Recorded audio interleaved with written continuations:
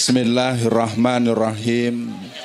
Assalamualaikum warahmatullahi wabarakatuh. Alhamdulillah, sejak semalam saya jumpa dengan Bang Marwan, saya jumpa dengan Ustadz saya Bang Rizal Fadilah, guru saya Pak Said Didu. Semoga saya punya kesempatan sedikit menyampaikan apa yang sedang kita alami.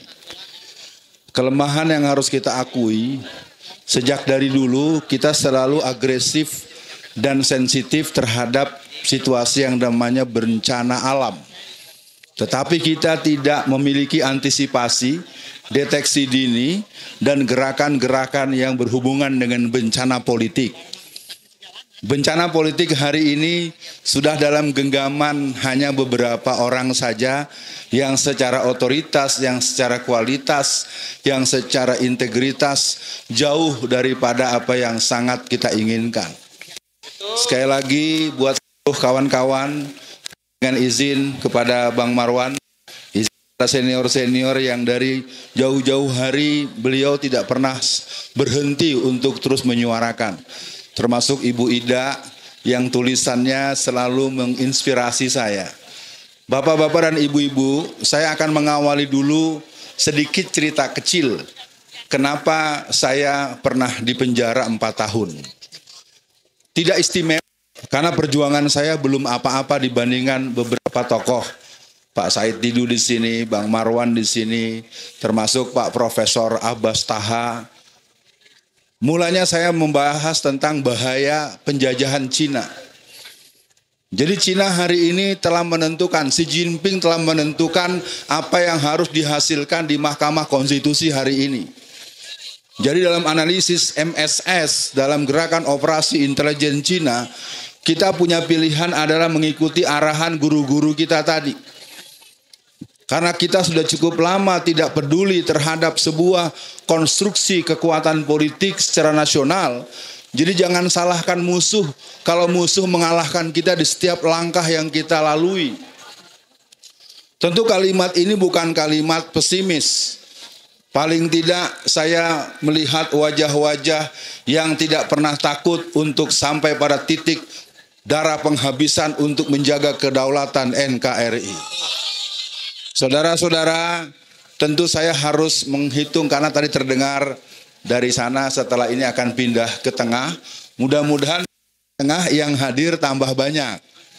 Jangan kalau pindah ke tengah dengan alasan kepanasan tambah berkurang, itu perlu dipertimbangkan juga.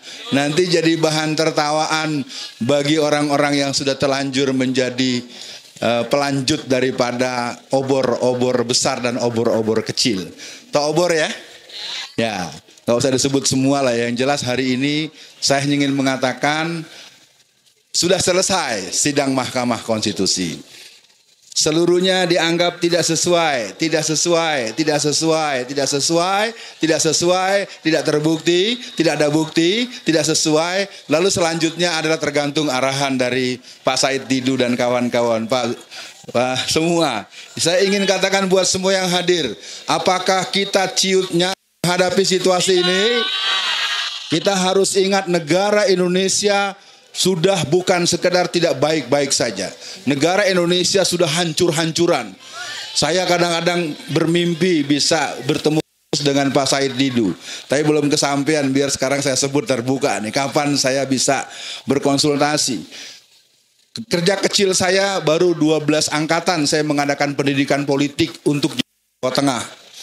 Sebenarnya saya berharap di daerah-daerah lain, karena keadaan ini akan semakin parah kalau kita tidak melakukan antisipasi, edukasi, dan proses remilitansi.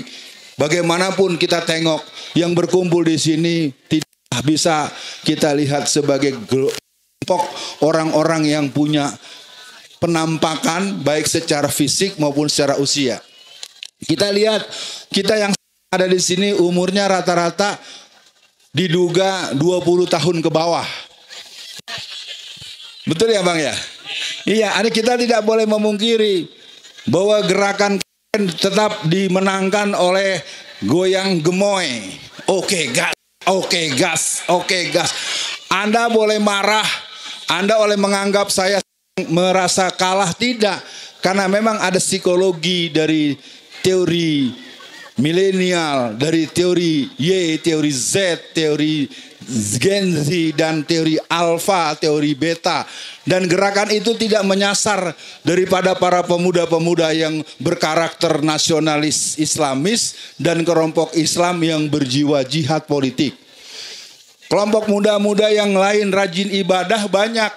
Kelompok muda-muda yang senang dengan agama banyak. Tapi tidak melihat dari guru-guru itu diarahkan, saudara-saudara, kita harus menyelamatkan Indonesia. Di antaranya adalah menjaga keutuhan NKRI daripada imperialisme bintang David dan imperialisme bintang merah yang mereka oleh Al-Quran disebut wallazina kafaru ba'duhum awliya'u ba'd. Gerakan Zionis internasional dengan gerakan komunis dengan penampakan Jokowisme hari ini. Jokowi itu adalah personifikasi dari komunisme tanpa palu arit. Betul. Jadi hari ini kita sedang berada di sebuah rezim yang sudah sampai kepada satu statement isyhadu bi annana PKI. Kita sedang berada di sebuah penampakan. Lu mau ngomong apa aja, lu mau demo kayak apa aja, lu gak bakal menang. Nanti kalau kekencengan dipanggil lagi sama polisi. Itu sudah menjadi fakta. Beberapa teman-teman di daerah, beberapa teman-teman tokoh-tokoh kita yang harus sedikit menahan langkah karena surat panggilan dari kepolisian sudah mulai berdatangan pada satu tokoh-tokoh kita. Untuk itu, kepada semua, apakah mendengar berita ini, cerita ini Anda takut? Kita siap untuk menjaga kedaulatan NKRI. Kita siap bekerja sama dengan guru-guru kita, abang-abang kita. Takbir! Jadi kita semua pada sore ini tidak ada pilihan bahwa gerakan-gerakan kesadaran kolektif untuk menjaga NKRI sebetulnya ada di titik sangat membahayakan. Ketika satu anak haram konstitusi, satu anak haram KPU, lalu nanti dilantik, maka Anda akan melihat foto anak itu yang konon SMA-nya saja jelas. Lalu nanti akan ada foto bapak yang satu, bapak oke gas, yang satu anak dari yang suka main sepeda mini. Ya, jadi di kantor-kantor Anda ada foto dua bapak. Yang satu bapak yang sudah tua, yang satu anak yang belum cukup umur. Nanti tinggal John Etes jadi menteri sekretaris kabinet. Jadi buat saya tahu mungkin nanti arahan dari kakak-kakak, abang-abang semua dan seluruh kawan-kawan, sampaikan energi positif kita.